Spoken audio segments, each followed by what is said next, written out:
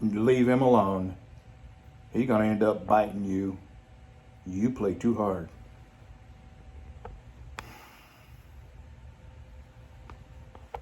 Yeah, Brizzy's getting kind of tired of being passive. He doesn't mind when she licks him, but she bites him hard, and it really pisses him off.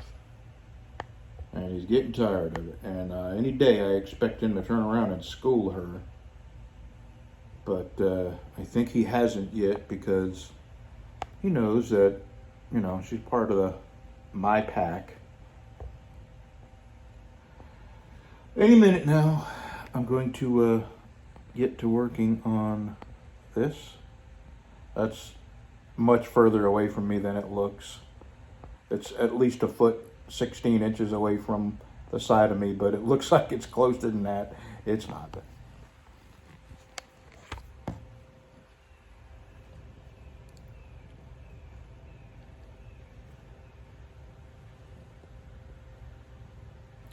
I was sitting here thinking this morning. I was talking to my wife. We were talking about sheeple, the people who believe, the fear. And I gotta keep moving. This cat is really taking some getting used to, man. I'm not used to having this much of my time and space taken up by that. I'm getting used to it. I'm not gonna, kick her out or nothing like that. I mean, I may have to occasionally lock her out of my, this part of my shop. But this morning, my wife and I were talking about the people that are easily misled. And I was thinking, sometimes when you put too much trust or faith in things like the news, you can be easily misled. I was easily misled by a friend. And looking back, the guy fits the perfect definition of a frenemy. And his name was Jim Hussey. I think I've told this story before. It was the first time I ever encountered somebody who would so completely and totally lie to you to get you to do something ridiculously stupid. And I fell for it. I did. And what it was he had put steering tires on his drive axles. Drive axle tires are very, very expensive. Steering tires are about a third less than drive axle tires. So I'm going to turn this around. Nobody should have to look at me that long. So he kept telling me what a great ride they were, how much quieter they were on the highway, how much better his fuel mileage was. And the only thing that was holding me back was the fact that steering tires don't have the lugs, the tread on them that drive tires do. And if you got in some snow, you might not get a safe ride out of them on snow or ice. So right about then, I got this dedicated run going from Houston to LA. So there you go. I'd never see snow again. And I went ahead and put these steering tires on my drive axles. And the second I left the Goodyear dealer, I was cursing myself for listening to Jim Hussey. Jim Hussey had done something so stupid and had to live with it that he wanted to convince me to also do something stupid. There is no way on earth Jim was getting a better ride and better fuel mileage. And on top of that, under the best of circumstances, you might get 250,000 miles out of steering tires, maybe more since they're doubled up and there's less wear on your drives. And I think I got about 300,000 out of them. And typically I got 500,000 on my drives. I took very good care of my drives. I swapped them front, back, left, right, in, out. I took good care of my drive tires, and I was a stickler for air pressure. So I got lots and lots of miles out of my drives. Drives were very expensive tires, drive tires. There's 8 of them. So I found myself hoping and praying I would wear these stupid tires out as quickly as possible and go back to my drive tires. And one other time, Jim tried to convince me to do something that he had done. And that was this filter that goes after your fuel filters and before your fuel pump. It's this magical little thing that nobody knows what's in it. And you had these sheep that would pay for this $200 thing. And then if you're on the road when you buy it, you want to get it on. So it might cost you another couple $100 to have a shop install it for you. Or, hold on to it till you get home and do it yourself. So you could spend $400 on this piece of ridiculous nothingness that they claim removes the air in your fuel and gives you better fuel mileage and is easier on your injectors. Well, there was absolutely zero proof of that, except other idiots like Jim who fell for it. And then to justify their stupidity, they would go to great lengths to convince other people to buy this stupid thing. I didn't fall for it. I never did.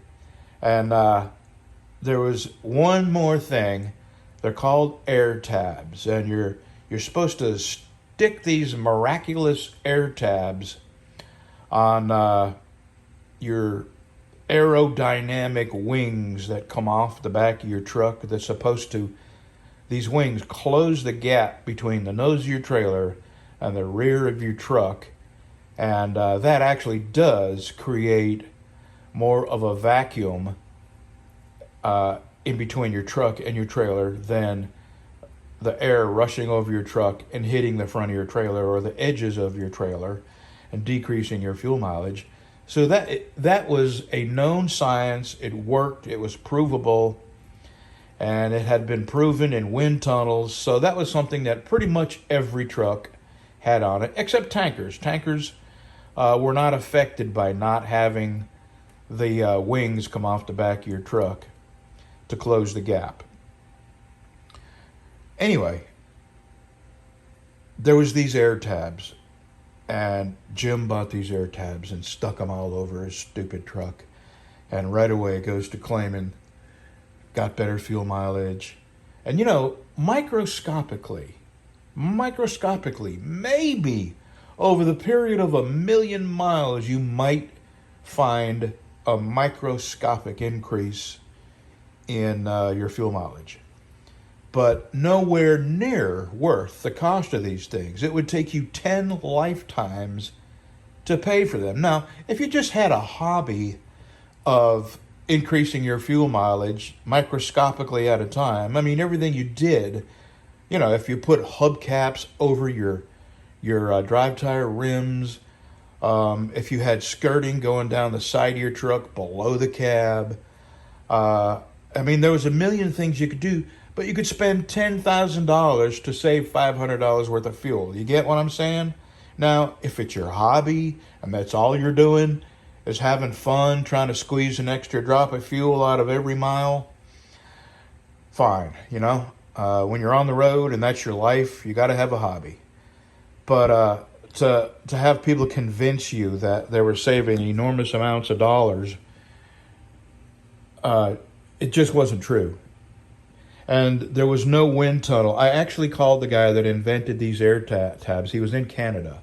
I spoke to him on the phone. And I spoke to him as a curious potential customer. This is when they first came out. And, he was telling me all about how they saved fuel and they broke up the air rushing past the fenders that come off, the fins that come off the back of your truck. It broke the air up and it prevented it from hitting the front of your truck. And created, less of a vortex and on and on and on and on. And at that time, there was this one giant wind tunnel in the U.S., and it was funded by a college that anybody could use to prove a concept. And, of course, you had to pay for it a little bit. but it was not something that they prevented some people from using and let other people's use. It was open to anybody, anywhere for a fee. So I asked him if he had any science to prove this, since that wind tunnel was free and anybody could use it at any time. He said, well, no, they wouldn't let me use that wind tunnel. And I was thinking, bullshit. My bullshit alarm just started screaming, because I knew better.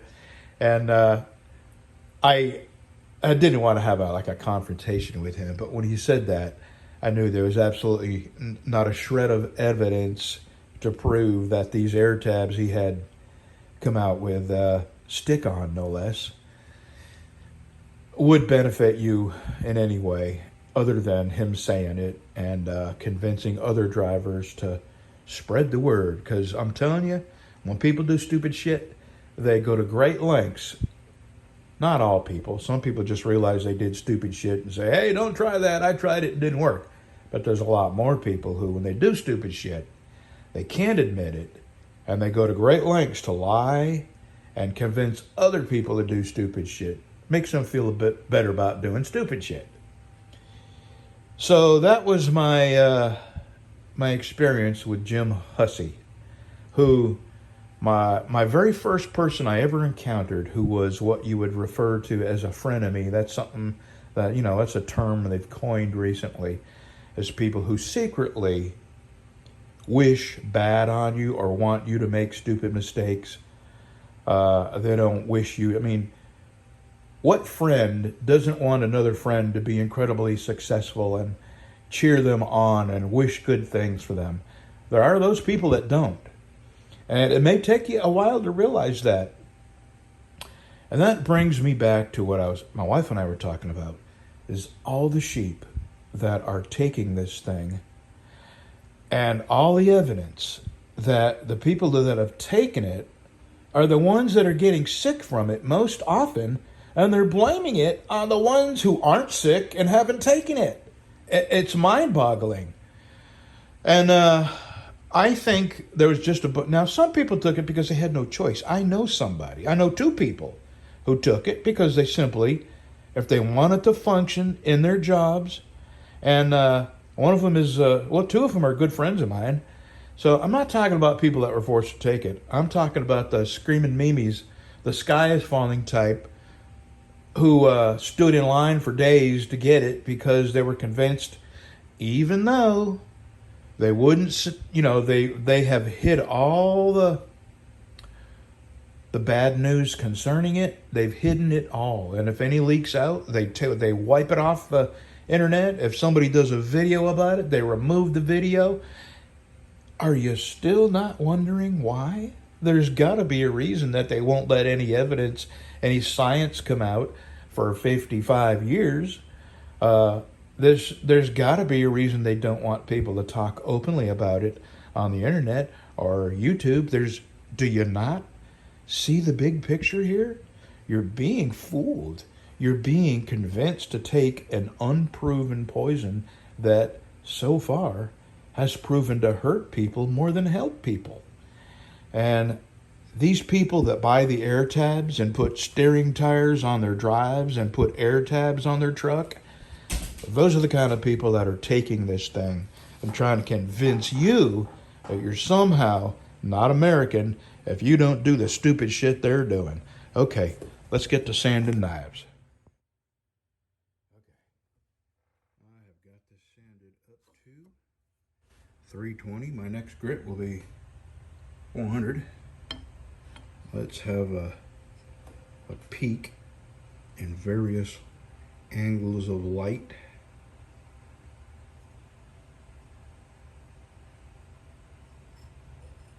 Because at these lower grits is when you really need to catch the scratches that you didn't get out, because it's almost impossible by the time you get to heat treating and tempering. There's one little scratch right there in the ricasso, the bottom of the ricasso. I'm going to go back to work on that. But otherwise, I think it's okay. Man, That was a whole lot of rubbing right there. So I come to another decision. Would you like to hear it? I I have been. I'm just going to assume you said yes. I have been eyeballing and sort of lusting after the Harley Ultra Classics. I had one before, and I like having the big trunk and the big bags. And part of the reason, in all honesty, is because I'm a fat guy and I think I look less ridiculous on a bigger looking bike. And, this is the same size. I mean, the bike I have is the same size. It's the same frame and everything, except it doesn't have the hard bags and the hard trunk and the big fairing and, all the bells and whistles and the radio. And but it's the same bike. It just doesn't have all the extra. No, it's got the leather covered. It's got hard plastic bags and a hard plastic trunk covered with leather. That's part of the reason. And the other reason is just, it's the biggest, baddest bike that Harley makes, and I like it. So I've been looking at Facebook Marketplace, and bikes of the year that I would be willing to buy, which would be 2006 and earlier, and I'll tell you why in a minute. Bikes of 2006 and earlier have way too many miles on, and they're asking way too much money for the amount of miles on them. And the reason I want a 2006 and earlier is because 2006 is when they drastically changed the emissions and the sensors, and they started having all kinds of problems after that. And 2006 and earlier, I can work on. The newer ones, I have no skill with computers. I mean, you got to plug a computer in to find out what sensor isn't working, or you just go throwing parts at it and hope you eventually hit the right one. So I'm comfortable with 2006 earlier Harleys. I can work on them. And last night, I just made my mind up that I like my bike. I'm comfortable on my bike. It rides good. It feels good. I like, the curves feel good. I don't feel like I'm on the verge of rubbing boards when I go around a curve or dragging pipes. And for you non-motorcycle riders, what that means is if you go around a curve and you have to lean your bike really hard, you run the risk of catching your mufflers or rubbing one of your footboards, which is not that big a problem. People do it all the time and live, but it only takes one little mishap to have your bike come up from underneath you. So what I'm saying is, with my weight on this bike, it still doesn't ride so low that I'm afraid to enjoy the hill out of a nice curve. So I've decided I'm gonna keep this bike and stop lusting for bigger and better. And what I am going to do is, as I can afford it, just put some pretty bling on my bike, some sexy chrome. And I have my wife's 4 turn signals and my 4 turn signals to upgrade to LEDs, and we'll be 100% new and modern on our lighting. And this morning I ordered some sexy bling. I ordered some chrome hooded visors for my headlight, spotlights, and all 4 of my turn signals. And I'm just going to start keeping it shiny and pretty. And I got a lot of chrome on this bike. And, it's a pretty bike, especially when I really polish it up. And anyway, so that's a decision. I'm going to keep this bike and just work at keeping it pretty. And as soon as I get my headlight visors in, my next month I'll buy some for my wife's bike. She's got a pretty bike. Paint's perfect. She's got it the way she likes. She's got the seat she likes. Her pegs, I had put crash bars on it for her so we can have highway pegs on it. She's happy with everything. So now we're going to work on some sexy for her bike. And I'll be ordering the same headlight, the hooded headlight rings and trim rings for all her lights for her bike. Anyway, and I'll tell you this, and I haven't even told my wife, but we've talked about it before, and I went so far as to make an appointment with a doctor. I'm a fat guy, and I have a video up.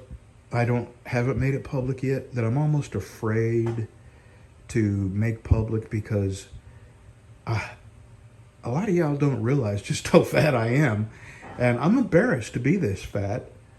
I'm embarrassed that I can't stop shoving food in my big fat face. So I'm afraid to make it public because the first, 20 minutes of the video is showing me full body, which I don't usually show because I am embarrassed about my size, my weight. Anyway, I've been thinking about lap band surgery. I have struggled with my weight for so long that if I don't do something drastic, I'm going to end up having a heart attack because of my weight. I'm a healthy guy every other way. I managed to quit cigarettes, a 3-pack a day habit. I quit cold turkey. I quit snorting coke. I quit smoking pot. I quit drinking whiskey. I quit everything cold turkey, but I cannot seem to wrap my willpower around controlling the amount of food I put in my mouth. And I just don't know what to do other than surgery now. I'm thinking about doing that. And before I make my mind up, I'm going to talk to my wife about it. Neither one of us make these kind of major decisions without discussing it with each other. So that's probably 20 minutes or so of me talking and about 2 minutes of knife making. Have a good Sunday, y'all. And maybe I'll upload that video in a few days. But just keep in mind, I'm very fat. And when you see me, don't be shocked. Okay. But other than that, I'm a pretty good looking guy. See ya.